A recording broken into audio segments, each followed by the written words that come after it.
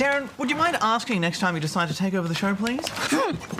Well, if there's one thing we can always give Nintendo credit for, it's that they know when they're onto a good thing and they know not to mess with it too much. Luigi's Mansion is a much-loved Nintendo favourite, and it's finally got its sequel for the 3DS, and it's ready to haunt us with its spooky charm. In the realm of the Evershade Valley, happy friendly ghosts suddenly turn hostile when the dark moon is shattered. Professor Egad, who has been studying these ghosts, calls upon the help of Master Ghostbuster, Luigi. He must venture into the haunted mansion to retrieve the broken pieces of the Dark Moon and put the world right again. The first Luigi's Mansion was released on the Nintendo GameCube as a launch title and was one of the best-selling games of the console's generation. But while in the first game Luigi had to explore 5 different floors of a haunted mansion, this time around you have 5 different mansions to explore. Well, 5 different haunted locations, really. And this keeps things feeling fresh. I love how Luigi is kind of a reluctant hero too. I mean, Mario is always yahooing and charging into the action, but not Luigi. He doesn't seem keen on being heroic at all. He's a bit scared, he's always shaking his head and slumping his shoulders like he really doesn't want to be there, but it's his duty, so he does it anyway. Kind of makes him all the more lovable, really. Yeah, poor guy can't catch a break. Luckily, the buck-toothed professor doesn't send him into the fray unarmed. He's got some nifty inventions to aid Luigi in his ghost trapping adventures. Namely, the famous vacuum cleaner makes a return. But this is no ordinary vacuum cleaner. It's fitted with a variety of clever attachments. Its basic vacuum function can be used to suck up trash, carpets and other objects in the environment that might be hiding coins and gold. And it of course can also be used to trap those pesky ghosts. Combine that with the torch attachment and ghosts can be stunned so you can nab them more easily.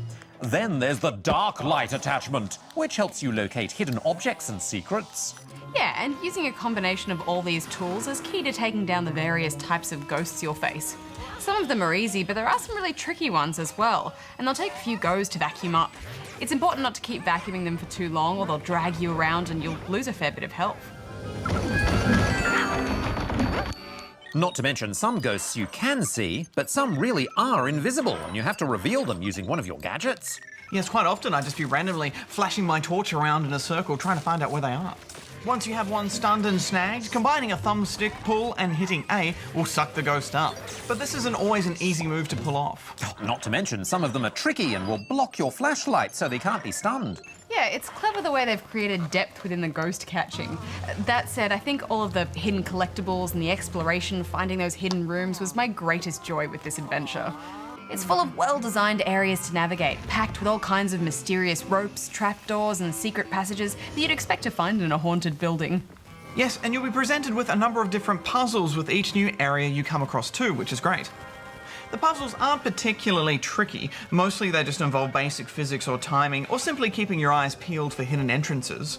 But navigating each environment is quite inventive with things like flying foxes that you attach your vacuum cleaner to. Yeah, it's got a really complete and polished feel to it, doesn't it? The aesthetic is just spot on, giving gamers who love the first game enough to wallow in with all that wonderful spooky nostalgia, while also creating a vivid new environment that feels reinvented. There's also some multiplayer modes which you can access via local or download play, with each player taking the role of a different coloured Luigi with full access to his range of gear. There's ghosts in this room, Darren. Quick, come to the left. Hurry. I'll be right there. I'm just having a little... You're letting the tent down.